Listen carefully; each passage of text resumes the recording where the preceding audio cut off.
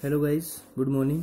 तो previous lecture के अंदर हमने बच्चों आपको जो इंटीग्रेशन का चैप्टर जो स्टार्ट किया था इंडेफिनिट इंटीग्रल का, उसके बारे में कुछ मैंने डेफिनेशन और उसके फॉर्मूलेज के बारे में कुछ बताया था। आज बच्चों हम उन्हीं फॉर्मूलेज बेस के ऊपर जो हमारी एक्सरसाइज 7.1 है उसको स्टार्ट करेंगे। इसमें क्या बच्चों आप ध्यान से देखेंगे। फॉर्मूलेज मैंने पिछले लेक्चर के अंदर आपको बता दिए थे। तो आज बच्चों इन्हीं फॉर्मूलाज बेस पे जो एक्सरसाइज 7.1 है उसके क्वेश्चन स्टार्ट करते हैं। तो देखिए एक्सरसाइज 7.1 का जो फर्स्ट क्वेश्चन है, सबसे पहले ये देखिए ऊपर लिखा क्या हुआ है। कहता है कि फाइंड द एंटी डेरिवेटिव और integral of the following function by method of inspection.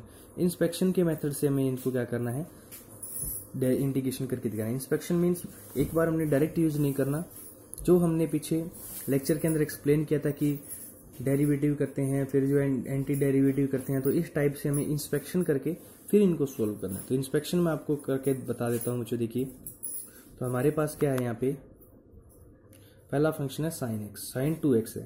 तो साइन 2x का क्या होता है बच्चों, तो लेट वाई हमारे पास कोई फंक्शन है साइन 2x, ये फंक्शन है हमारे पास साइन 2x। तो इसमें आपको पता है जो एंटी डेरिवेटिव होता है, ये anti derivative of sine 2x। अब देखिए हम क्या फाइंड करते हैं यहाँ पे, anti derivative. The anti derivative of sine 2x is a function, वो भी हमारा एक फंक्शन ही होगा। जो एंटी डेरिवेटिव आएगा वो भी क्या होगा, हमारा एक फंक्शन होगा। Is a function of x, वो भी किस में होगा बच्चों, x में, क्योंकि यहाँ पे हमारे पास ये फंक्शन भी किस में है, x में है। और उस डेरिवेटिव जो हमें, और एंटी डेरिवेटिव किसका होता है, जिस फंक्शन का डेरिवेटिव फाइंड कर चुके होते हैं। क्योंकि हमने डेफिनेशन में लिखा था कि anti derivative sine 2x is a function होगा of x whose derivative is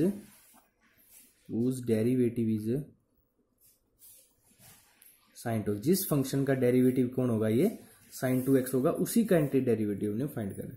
अब हमें पता है बच्चों कि जो साइन 2x है वो किसका डेरिवेटिव होगा, वी नो दैट कि जो साइन 2x है वो जो डेरिवेटिव होता है वो कोस 2x का होता है। तो कोस 2x का जब हम डेरिवेटिव करते हैं तो वो आता है माइनस साइन है, क्योंकि कोस 2x का माइनस साइन 2x और 2x का 2, तो ये आता है इसका डेरिवेटिव। अगर ये आता है तो यहां से आपको साइन 2x की वैल्यू फाइंड कर लेनी है। वी गेट क्या मिलेगा अपने को, sine 2x, sine 2x is equal to मिल जाएगा ये माइनस जो 1/2 और into derivative of cos 2x। ये देखिए साइन 2x है वो किसका डेरिवेटिव है, कोस 2x का। माइनस 1/2 को अंदर ले लेते हैं, और जो अगर हम फर्दर कैलकुलेशन करें तो साइन 2x है वो किसके इक्वल आ जाएगा बच्चों, d/dx माइनस 1/2 कोस 2x का। इसी का क्या हो गया बच्चों, ये डेरिवेटिव हो गया है, कौन, साइन 2x। तो अगर साइन 2x इसका डेरिवेटिव है, इसका डेरिवेटिव कौन है, साइन 2x, तो साइन 2x का जो एंटी डेरिवेटिव होगा वो ये हो जाएगा, क्योंकि इसका डेरिवेटिव कौन है, साइन 2x है। तो साइन 2x का जो एंटी डेरिवेटिव है वो ये हो जाएगा। तो यहाँ पे क्या लिख देंगे हम बच्चों, hence the anti derivative of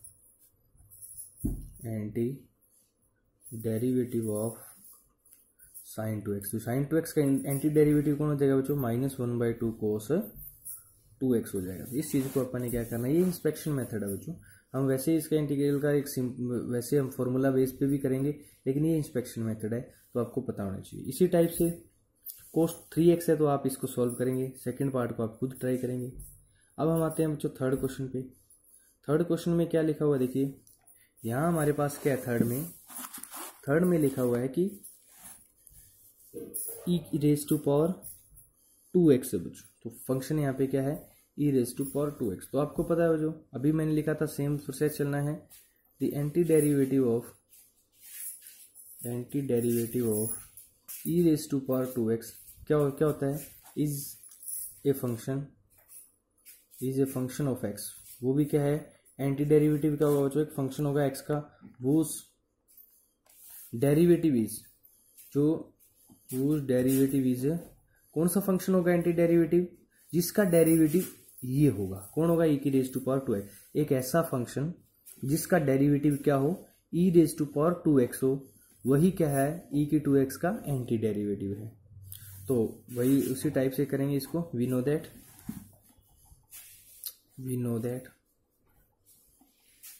जब e की 2x का जो डेरिवेटिव है वो किसका डेरिवेटिव करें तो e की 2x का तो डेरिवेटिव आता है, तो e की 2x, क्योंकि डेरिवेटिव में क्या होता है, derivative of e raise to power 2x का जो डेरिवेटिव करते हैं तो क्या आता है बच्चों, e raise to power 2x और 2x का आता है 2, तो डेरिवेटिव इसका हो गया। तो एक यहाँ तो बच्चों हमें पता है कि जो e की 2x है उसका डेरिवेटिव क्या होता है, e 2x इंटू 2 होता है, और यही हमें यहाँ लिखा हुआ कि एंटी डेरिवेटिव e 2x जो फंक्शन आता है किसका, x का, जिसका डेरिवेटिव कौन हो, e की 2x। तो e की 2x किसका डेरिवेटिव होता है बच्चों, इसी का ही डेरिवेटिव होता है e की 2x का।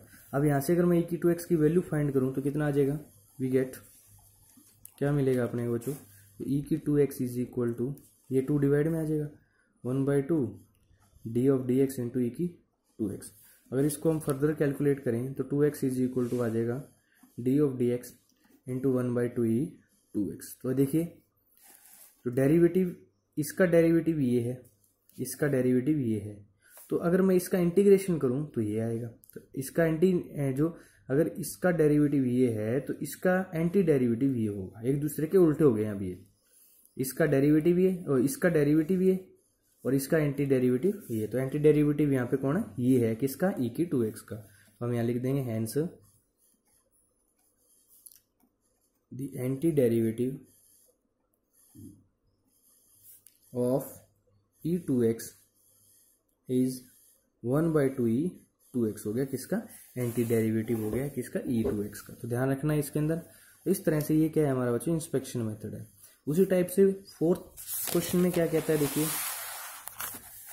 फोर्थ क्वेश्चन में क्या बोला है, फोर्थ क्वेश्चन में ये बोला है कि हमारे पास फंक्शन है ax प्लस बी स्केयर, ये दे रखा है हमें ax प्लस बी क्यूब है, sorry ax plus B cube square है, सॉरी यहाँ पे क्या है, स्केयर है। तो देखिए, तो हमें पता है बच्चों कि यहाँ पे क्या है, द एंटी डेरिवेटिव, उसी टाइप से लाइन चलती रहेगी हमारी, the anti derivative of ax plus B square is the function, ये भी क्या है बच्चों, is the function of x, ये भी किस में फंक्शन है, x में है, वो उस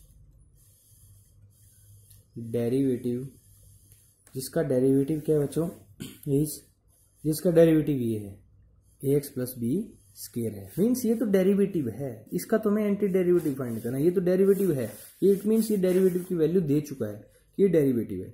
अब किसका डेरिवेटिव है वो निकालना है अपने को, ये किसका डेरिवेटिव है वो हमें फाइंड करना है, और वो हमें फाइंड करना, वो उसका क्या हो जाएगा, एंटी डेरिवेटिव है। ये डेरिवेटिव है, हमें एंटी डेरिवेटिव फाइंड करना है, इट मीन्स हमें चेक कर लेना है कि ये किसका डेरिवेटिव है, जिसका डेरिवेटिव है वो एंटी डेरिवेटिव है, बस सीधी सी बात है, जिसका ये डेरिवेटिव है वो इसका क्या है, एंटी डेरिवेटिव है। तो देख लेते हैं।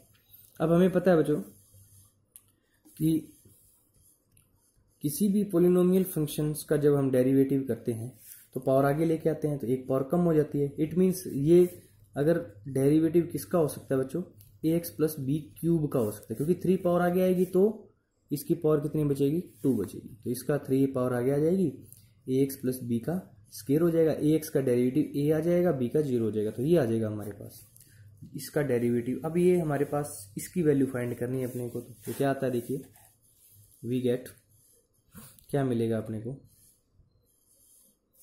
तो ax प्लस बी का square is equal to 1/3a into derivative D of D X ax plus B cube.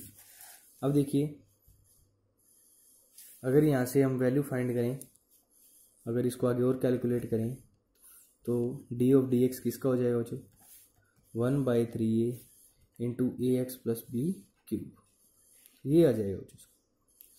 अब इसका डेरिवेटिव है ये, इसका एंटी डेरिवेटिव ये, तो एंटी डेरिवेटिव क्या हो गया यहाँ पे बच्चों, hence the anti derivative, hence the anti derivative of ax plus B square is, क्या हो गया बच्चों, 1/3a into ax plus B cube हो गया, इसका एंटी डेरिवेटिव ये हो गया। तो ध्यान रखना है इसके अंदर। उसके बाद आता है बच्चों फिफ्थ में देखिए हमारे पास फंक्शन, 2 फंक्शन दे रखे हैं, साइन 2x भी है और 4e⁻⁴ कितनी है बच्चों यहाँ पे 4e⁻⁴ ध्यान रखना इसमें तो 3x। इसका हमें फाइंड करना है। तो हमें पता है एंटी डेरिवेटिव ऑफ जो इसका एंटी डेरिवेटिव होगा ये एंटी डेरिवेटिव ऑफ इसका साइन 2x माइनस 4e⁻⁴ वो भी किसका फंक्शन होगा x का ही फंक्शन होगा is the function of x whose derivative of जिसका डेरिवेटिव कौन होगा यही होगा। अब ऐसा फंक्शन फाइंड करना है जिसका डेरिवेटिव ये हो तो ये हो। तो अगर हमने ऐसा फंक्शन फाइंड करना है तो we know that sine 2x किसका डेरिवेटिव होता है बच्चों कोस 2x का। तो एक तो फंक्शन हमारे पास यहाँ पे कौन हो गया कोस 2x हो गया। तो यहाँ पे हमारे पास अब हमने देखना देखिए D of D X is equal to किसका डेरिवेटिव साइन 2x है। तो साइन 2x से हमारे पास इसका जो डेरिवेटिव होगा वो क्या होगा कोस 2x होगा और कोस 2x का जो डेरिवेटिव होगा वो माइनस साइन 2x होगा। तो इस तरह से हमें ध्यान रखना है इसमें। तो इसका जब हम डेरिवेटिव ये जो डेरिवेटिव बनाना तो ये किसका हो जाएगा कोस 2x। अगर कोस 2x का डेरिवेटिव होता है माइनस साइन 2x और जो e⁻³ है इंटू 4 है। तो e⁻³ का जो हमारे पास क्या होगा बच्चों डेरिवेटिव होगा वो e⁻³ से आएगा और इनटू में क्या आ रहा है हमारे पास 4 आ रहा है। तो ये 4 प्रॉब्लम क्रिएट करेगा बच्चों हमारे पास कि ये प्रॉब्लम है। तो इस तरह से आपको e⁻³ का जो डेरिवेटिव होगा वो e⁻³ होगा। अब यहाँ पे क्या है 4 है तो 4 से डिवाइड भी कर लेते हैं इसको सॉरी 4 से मल्टीप्लाई भी कर लेते हैं इसको क्योंकि मल्टीप्लाई में 4 है तो 4 से मल्टीप्लाई भी कर लेते हैं इसको। तो देखिए कितना आता है जब इसका डेरिवेटिव करते हैं तो कोस का हो जाएगा माइनस साइन। तो हमारे पास माइनस साइन होगा तो यहाँ पे मैं माइनस यहीं ऑलरेडी यूज कर लेता हूँ 1/2 और 4/3 क्योंकि जब इसका इंटीग्रेशन करोगे तो आप देखिए साइन 2x माइनस में 4e⁻³ ये आ जाएगा इसका। देखिए कैसे आएगा देखिए अब दोबारा बता देता हूँ एक्सप्लेन कर देता हूँ। कोस 2x का डेरिवेटिव होगा माइनस साइन 2x तो मैंने माइनस यहाँ ले लिया और 2x का होगा 2 तो 2 मैंने डिवाइड में ले लिया क्योंकि इधर तो लेके आनी पड़ेगी ये वैल्यू। जब इसका कोस 2x का करोगे तो माइनस साइन 2x तो मैंने माइनस यहाँ ले लिया और इनटू में 2 तो 2 मैंने डिवाइड में ले लिया। इसी तरह से e⁻³ का जो डेरिवेटिव होगा e⁻³ होगा इंटू 4 चाहिए तो 4 आ गया और ये 3x का डिवाइड में 3 आएगा तो 3 मैंने यहाँ पे डिवाइड में ले लिया क्योंकि जब 3x का जब क्या करते हो बच्चों डेरिवेटिव करते हो तो 3 आता है ना और 3 मैंने इधर डिवाइड में ले आया। तो देखिए इसका डेरिवेटिव ये है तो इसका जो एंटी डेरिवेटिव होगा वो ये होगा। तो यहाँ पे लिख देंगे hence the anti derivative of इसका बच्चों sign 2x minus 4e⁻³ is क्या हो जाएगा -1/2 कोस 2x माइनस में हो जाएगा 4/3 e⁻³ ये हो जाएगा इसका एंटी डेरिवेटिव। तो ध्यान रखना है इस चीज़ों को कि हमारे पास इसका डेरिवेटिव ये है तो इसका एंटी डेरिवेटिव ये आ जाएगा। तो ये था हमारे पास बच्चों इंस्पेक्शन मेथड। इसके जो 5 क्वेश्चन थे वो क्या थे स्टार्टिंग के वो इंस्पेक्शन मेथड के ही थे। अब हमारे पास जो नेक्स्ट जो आगे के क्वेश्चन हैं वो किस टाइप से हैं बच्चों कि डायरेक्ट हमने इंटीग्रेशन जैसे कि फॉर्मूला बेस के ऊपर इंटीग्रेशन कैसे फाइंड करना है उसी टाइप के हैं। तो देखते हैं बच्चों नेक्स्ट में 6th क्वेश्चन आ गया हमारा।